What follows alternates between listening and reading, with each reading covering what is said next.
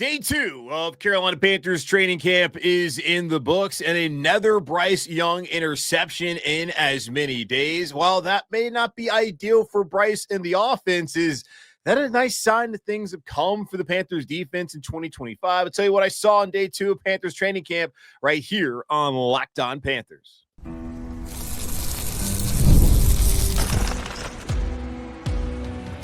You are Locked On Panthers, your daily Carolina Panthers podcast. Part of the Locked On Podcast Network, your team every day. Welcome into another edition of the Locked On Panthers podcast, a part of the Locked On Podcast Network. I'm your host, as always, Julian Council, talking Carolina Panthers with you every Monday, Tuesday, Wednesday, Thursday, and yes, of course, Friday. Your team every day. That's our motto here on the Locked On Podcast Network. Thanks for watching the show right here on YouTube and listening wherever you listen to your favorite podcast. Be sure to follow me, Julian Council, over on Twitter and Blue Sky at Julian Council, where I have all your training camp coverage here on the show. You can always at me and DM me over on Twitter or at me over on Blue Sky with any questions you have throughout training camp. And of course, I'll answer those once I'm able to. Today's episode of Locked On Panthers is brought to you by Game Time. Download the Game Time app, create an account, and use code Locked On NFL for $20 off your first purchase. Day 2 of Panthers training camp is in the books, as it was hot. Today was hot. I know it's July in North Carolina. It's not Spartanburg heat, but it was really breezy on Wednesday, not so much on Thursdays. Panthers got some work in, and gonna just give you all some of my observations. Looking at the receiver position, I am really curious, as I told y'all before, how things are going to play out as far as Jalen Coker's role, as Hunter Renfrow looking good so far. Maybe his old self. Saw Tommy Tremble out there running some routes for practice. Is he closer than it seems? And then managing Taylor Moton, had his workload kind of managed last year throughout the season, happening in today. So some thoughts there. But first, let me go ahead and empty out the notebook of all the things I wrote down today from what I saw at Panthers training camp. First observation, Cade was in there as starting center today, while Austin Corbett worked with the twos. Dave Canales talked to him after practice today, and he told us that the plan right now is to rotate Cade and Austin with Bryce Young as their starting quarterback. So they'll rotate each and every day. So I'd expect on Saturday. I guess they have a walkthrough on Friday. So it's a possibility that they have Austin then and then Cade on Saturday. So we'll see how that all plays out. But they're just going to rotate days, much like a couple years ago when they had the nice quarterback competition, put that in quotes, between Baker Mayfield and Sam Darnold, who the organization worked so hard all offseason to replace. They rotated days back then, rotating days now. The good thing is, at least with Cade and Austin, they've worked with Bryce Young. Austin, it was all offseason last season, and in the first 4.5 games last year where he was starting center with Bryce. Cade, it was the final 8 games of last year and throughout those practices. So they at least have continuity, where a couple of years ago, Sam Darnold, yes, he had continuity, but still things are a little bit different. And then Baker Mayfield had none. So that did not benefit anyone at that point in time, as we saw how that all played out. But this not going to be super difficult for the continuity, considering everybody in the offensive line's back. I asked Ike Kwanu about that after practice today, and he just talked about how it's rare that you see everyone come back. And really, Brady Christensen, that's the biggest surprise of it all to me. But for all these guys to be back, and I'm sure Austin had opportunities, I know Brady had opportunities to go elsewhere, and for everybody to be back in there, and that's great news for a unit that was drastically improved in 2024. Now we'll see what kind of step they can take in 2025. And Icky was asked about his contract situation, said he's going to let his agent handle that. Of course, he wants to be here at home. It's not like just saying Carolina's home. It literally is home, where he grew up, much like your boy here. He's a PD guy. I'm a Providence guy, but still, he hoping to be here long-term in Carolina. But Cade Mays, Austin Corbett rotating. Cade Mays got to run with the ones on Thursday. Kick returners, looking at it, much like punt returners, a lot of the same guys: Raheem Blackshear, Trevor Etienne, Jimmy Horn Jr., David Moore, Jacoby George. Then saw Monty Bailey and Kieran Lynch-Adams also rotating in. And not every one of these guys is returning kicks. Some of these guys are going to be used as blockers, and that's how we've seen it play out last year as well. When it comes to the new kickoff return rule, I have not seen any exhibit yet, so Year 2, Carolina's not focused on him at all being a kickoff returner. It's going to be Blackshear, Etienne, Horn, Moore, George Bailey, and Lynch Adams are going to be working in that role. 11B11, just looking at that.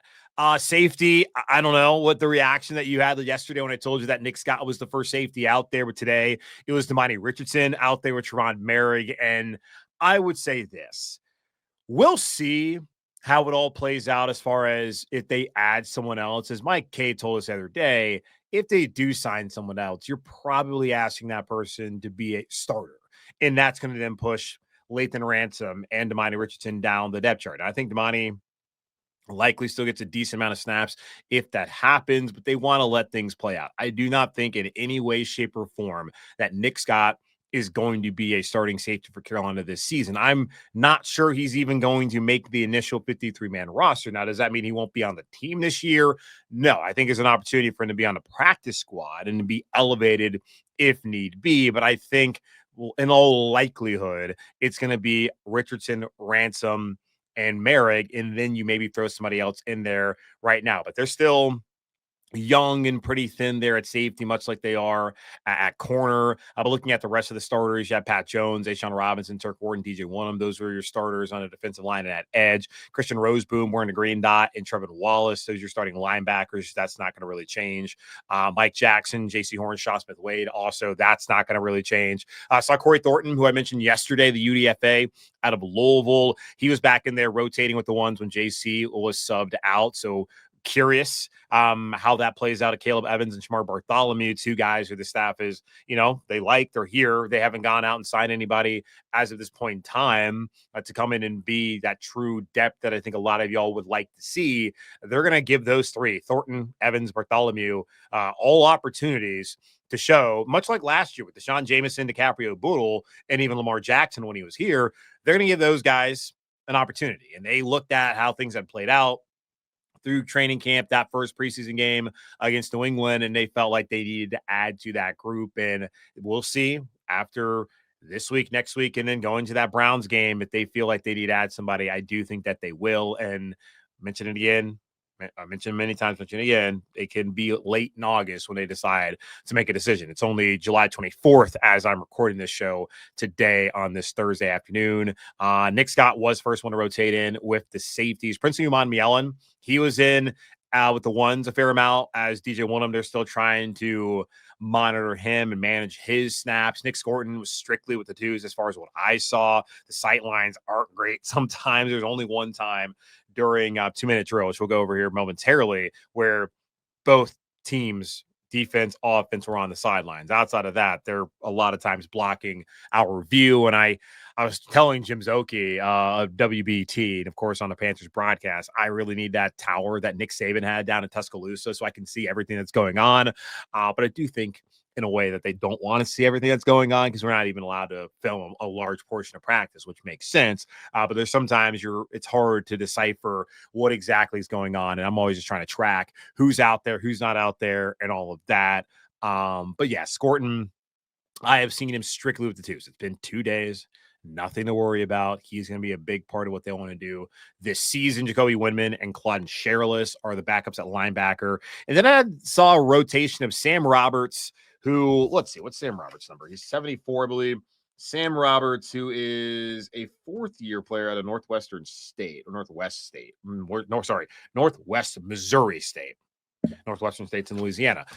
He was out there with Cam Jackson, the 5th-round pick from Florida, and then Jared Harrison Hunt, the UDFA, who is he's 75, from SMU. So that was a trio on the defensive line. They actually got to run one snap with the ones, with the starting linebackers and the starting corners and safeties out there with them before they were back with the second team defense. 7v7, Adam Thielen, he's able to get Taylor McMillan, Mitchell Evans, Chuba Hubbard were the first out there as far as the grouping goes. Hunter Renfrow did replace Thielen later on. Renfrow, Jalen Coker, David Moore, they were the primary second team wide receiver grouping, and they're going to mix and match right now. We'll later on really get to truly who's with the ones, who's with the twos, and we've seen a lot of the undrafted guys or ladder round guys be there with the threes. But that's how it shook out. We're just looking at that.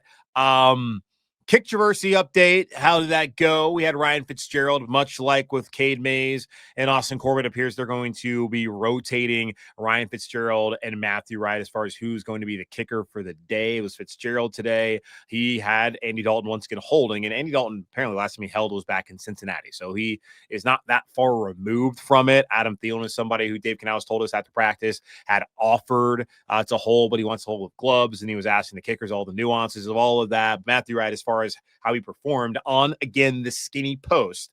That's important to understand. It's skinny post. It's not the official post that they use. And yesterday, had Matthew Wright had the normal goalpost, he would have been 5 for 5. And today, Ryan Fitzgerald went 4 for 5, much like yesterday, Matthew Wright went 4 for 5. And it was exactly the same. It was make, miss, make, make, make. They both missed the second one, both basically the same miss. And it would have been good had it been regular goalposts. So we'll see how long this competition carries on. Dave was asked about this today, and he doesn't really have an end date in sight. Now, what is important to understand, too, is that Sam Martin, the punter that they signed in free agency, he will be the holder for the team this season. And Mike Kay had followed up and asked Dave whether him not being out there right now as he's dealing with a hamstring, if that is kind of slowing down their decision. And Dave did say that it's a factor because you want there to be that continuity and that timing down with the holder and with the kicker. And it's hard to have necessarily a full kicker competition without knowing who the holder is going to be. Like, it does matter. It may not sound like it matters, but it does to a certain extent. So Sam Martin, whenever he comes back, maybe that will be a closer, not a harbinger, but maybe it'll be a good indicator of how that thing may be able to wrap up around then, but there's no really end in sight at this point in time. Again, only 2 days in. Plays of the day, try to give you those. Top play, Pat Jones.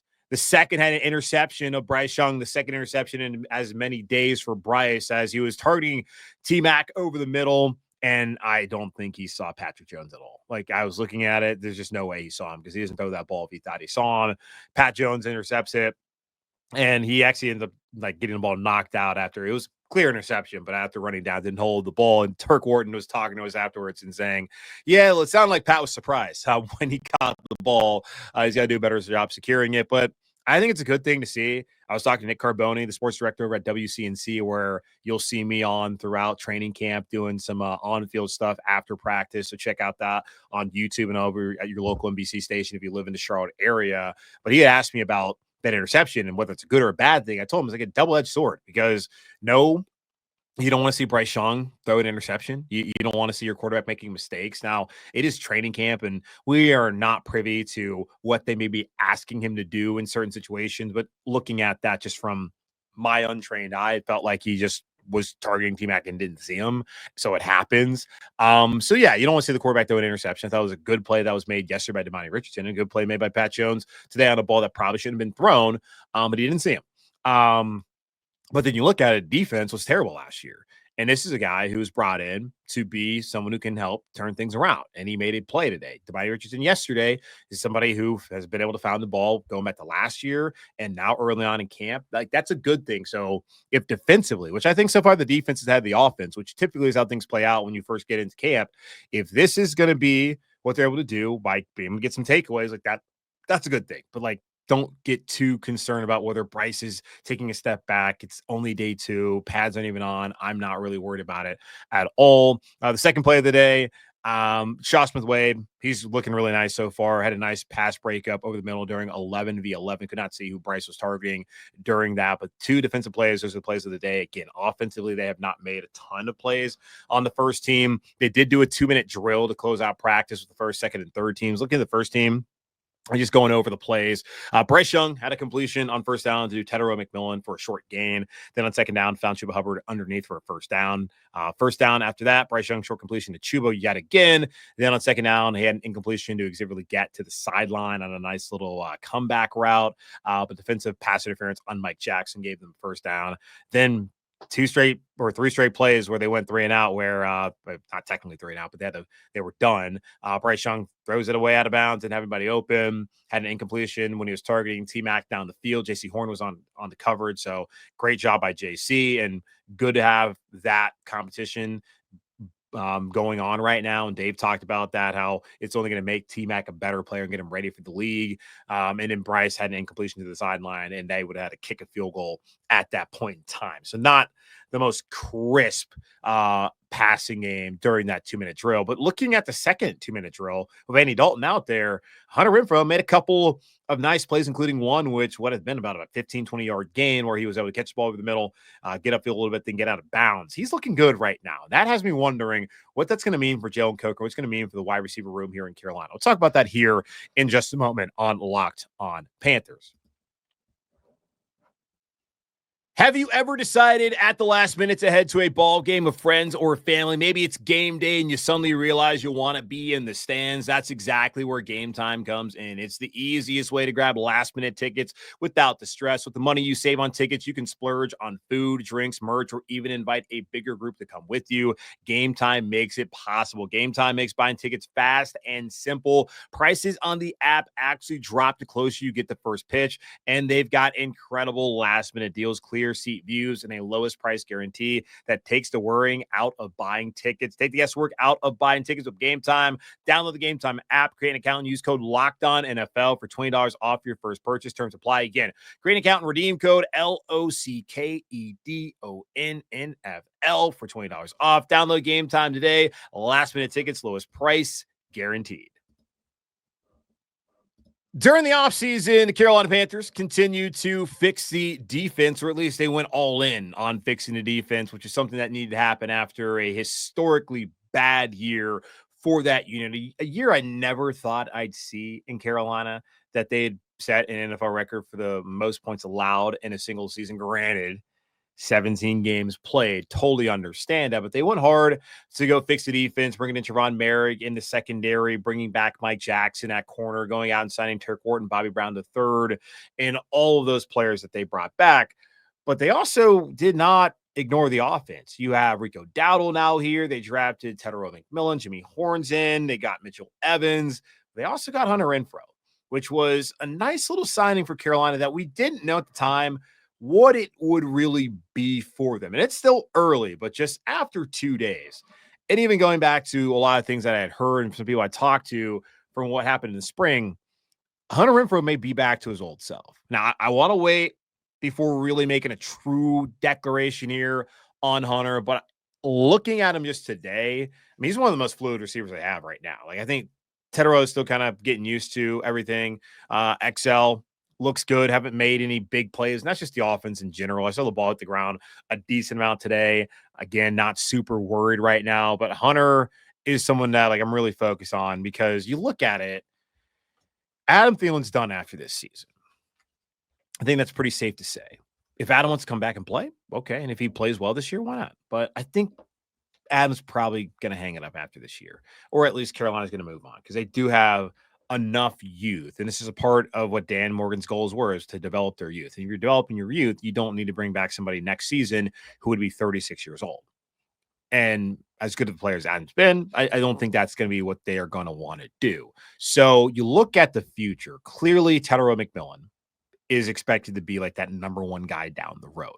XL can say that he looks at both of those guys as being number ones. Maybe that's how it plays out. But I would guess that Tedero McMillan, he's able to get, like, those two guys are going to expect it to be the number ones, number twos down the road. And both of them play on the outside. Carolina found out throughout the season last year that XL plays better at Z, and they got Tet at X. So they're going to have to find somebody who can come into the slot and fill in for Adam Thielen. Now, prior to Hunter Renfrow being signed, and could still be the case, everyone, conventional wisdom really would tell you that it's going to be Jalen Coker who's going to end up being the replacement to Adam Thielen, where I think Coker plays the best in the slot. But right now, of course, he's behind him, but they have another guy who's played really well in the slot, another guy who has been a Pro Bowler in the slot like Adam Thielen. So I'm just curious, just based off of early returns, Hunter making some nice plays today, still being young enough, what happens? Like, well, like, how does this get figured out? Because that is really one of the big questions I had going into camp. Like, what was going to be Coker's role? And just early, I haven't really seen Jalen make a ton of plays so far. He's been rounding primarily with the twos. He's mixing with the ones as well. the offense just isn't there yet. So I don't think you can really sit here, and I'm not doing that, but I don't think anyone can sit here and like pass judgment and like be like super concerned about, oh, is Jalen Coker like right? Is there gonna be a sophomore slump? Blah, blah, blah. No, I don't think any of that. I feel like comfortably saying like there's 5 guys who I think are going to be on the team for sure at wide receiver. It's going to be Adam. It's going to be Tyrell McMillan. It's going to be Xavier Legette. It's going to be Jalen Coker. It's going to be Adam Thielen. Like, the top 3 guys who they're going to be. I'm just curious, like, who's going to be that 4th? And with the 4th guy, you can only get him the ball so much, especially when you have the running game they should have, especially the offensive line being better. You have Chubb, you have Rico Dowdle. Trevor Etienne's even mixed in there a little bit at running back with the ones. And then at tight end, I saw a lot of Mitchell Evans mixing in there with the ones today. Didn't see a ton of JT Sanders, but you got JT Sanders. Like, there's a lot of playmakers, or at least potential playmakers, guys who I think have ability that you're going to want to get the ball to. And there's only one ball, and you got to keep guys happy because you don't want any of that nonsense going on that happens across the league. And I don't think that Carolina will be immune to it, especially with whatever culture they have. Like, doesn't matter whether your culture's strong or not. Like, guys want to get the ball. They know that's how you get paid. Maybe we're making a little bit too much out of the Hunter Renfrow thing, and maybe we're questioning too much about what Jalen Coker's future is going to be. Maybe like neither one of those guys is expected to be a major part, but like just thinking past this season, I know you can't get too ahead of yourself. I totally understand that. But like, we do it. I'm doing a podcast. Like, I'm looking out. I'm out there. There's not a lot happening. So you got to find things to talk about. And this to me, like, is intriguing. And Mike had brought up the other day, potentially trading Jalen Coker, but I don't really love that. Cause then you think about, okay, if Hunter Renfrow really turns out to be really good, and then you can have him, and you can have Tedero McMillan, you can have XL, and then you can have Jalen, have those guys be your top 4. And like, I don't know. I'm fascinated by this wide receiver competition. I'm not wholly concerned about like David Moore and Jimmy Horn, because those guys are going to, if they make it, it's going to be because of special teams. Like, I'm talking about like, there's 5 guys I'm pretty sure going to be on the team who are expected to play wide receiver. Like right now, no one's expecting Jimmy Horn to play wide receiver. It could change. No one's really expecting David Moore to play wide receiver. They're expecting those guys to help out on special teams. And if something happens injury-wise, knock on wood, they can step into those roles. But Hunter Renfrow right now looking pretty good. And Clemson fans, like, I'm looking at the roster card. I was counting how many Gamecocks are on the roster. I'm sure you guys have been very frustrated by the lack of Tigers who've been drafted. Well, you got a Tiger who's now here, and he's got a great chance to come in here and to be a pretty good piece of this offense. Maybe not the piece, but so far what I've seen, I'm liking it. So Jalen Coker, Hunter Renfrow, that is going to be a curious tale and case to check out over the next couple of weeks. Tommy Tremble got the back injury. Dave Canales told us on Wednesday that 3 to 4 weeks, but also not really sure how long it may be. Tommy was out there running routes before practice. Does that mean he's closer than we all expected? And Taylor Moton, what's his management looking like so far in training camp? We'll talk about that here in just a moment on Locked On Panthers. This episode is presented by Yahoo Fantasy. Fantasy football is back. Fire up the group chat, get your draft board ready, and buckle up for a season filled with breakouts, busts, and all the overreactions we live for. It's all going down on Yahoo Fantasy. This year, me and Locked On NFL are playing on Yahoo Fantasy, and you should too, whether you're a first-timer or a veteran making your millionth league. To celebrate 28 years of fantasy greatness, Yahoo Fantasy is dropping 28 big new features over 28 days, giving you more ways to play, more ways to draft, and more ways to win. It all begins August 4th. Stay tuned and get started by creating or joining a Yahoo Fantasy Football League at yahoofantasy.com/LockedOnNFL. That's yahoofantasy.com/LockedOnNFL. And let's make this fantasy season the best one yet. Panthers tight end Tommy Tremble entering in his 5th year here in Carolina, currently on the active but physically unable to perform list as camp opened up on Wednesday, working his way back from offseason back surgery. Heard from Dave Canales on the show yesterday. Played that clip. He talked about how with Tommy, he's progressing week to week. He's ahead of schedule, and he wouldn't say that he's going to be back soon, but he said maybe 3 to 4 weeks, which when I walked out there this morning and saw Tommy Tremble off to the left while the team was warming up, running some routes, I was like, okay, maybe he's going to be back a little bit sooner than we think. But I don't think that Dave was trying to lead us astray, run amok, all of that. I think he actually wanted to be honest and transparent as far as what he knows. Like, you really never know. It's just when the guy's ready, the guy's ready. And at this point in time, you look at 3 to 4 weeks. We look at 3 to 4 weeks from right now when looking at things. We're looking at the either 1, 2, 3, the second preseason game of the year in Houston, or we're looking at him against Pittsburgh and probably at that point in time not being a part of the preseason action at all, which may be the case just based off of how they've gone about things, at least just last year. Not much of a sample size as far as how they're going to go about the preseason.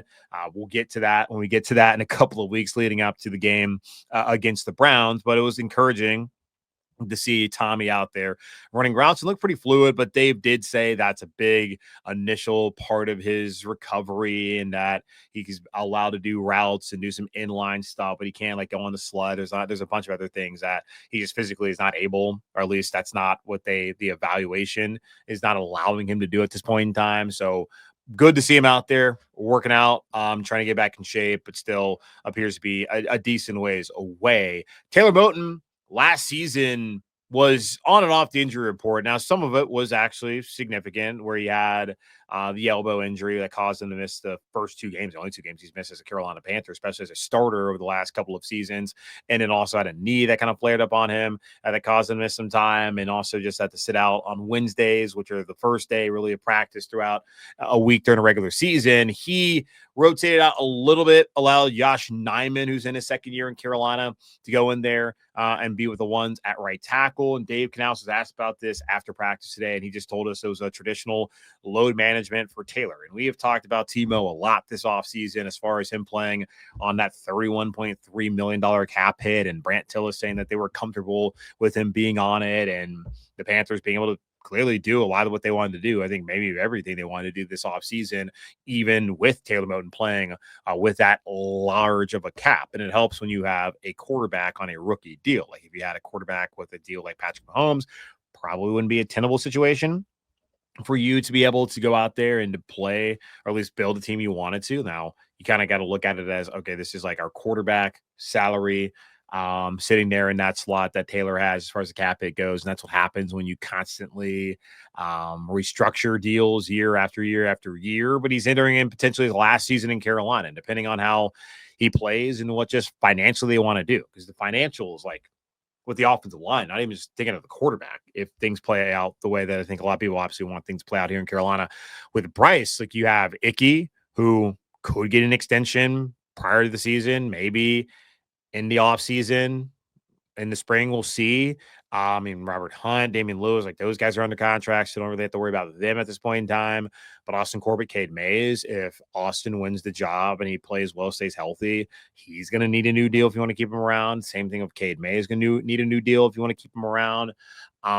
Then like right tackle, like does Brady Christensen make sense there? I had someone ask me about Brady, as Mike Kay had brought that up on the show the other day. There's just financially some things to figure out with the offensive line, because you want to keep that group intact. And I don't believe everybody is going to be back next year like it was this year. And I believe, like Mike, that if whoever loses that center competition, you probably trade him just because there's going to be value there. And I think a guy, especially like Austin Corbett, would have a good amount of value when you look at like his deal compared to the deal that they signed Cade Mays to. So that's something to keep in mind when looking at things. So yeah, Timo, still a little bit load management, nothing really to be that concerned about, but that may be a part of why they wanted to kind of let things play out, because there may be a lot of miles on. I mean, there clearly are a ton of snaps, but there may be too many miles on his body for Carolina to feel comfortable at this point in time to give an extension, and may want to evaluate their options once the season is done. But we're not there yet, not even close, but just wanted to bring that up as that was something that Dave Canales answered for us here on Thursday. That's going to wrap up this edition of the Locked On Panthers podcast for our Locked On Podcast Network, hosted by yours, Julian Council. Again, y'all subscribe or follow the show free over on YouTube or wherever you listen to your favorite podcast. Be sure to follow me, Julian Council, over on Twitter and Blue Sky at Julian Council, where I have boots on the ground. They are trading camp throughout here in Charlotte. And in the meantime, be safe, be happy, be whole. As always, keep pounding in.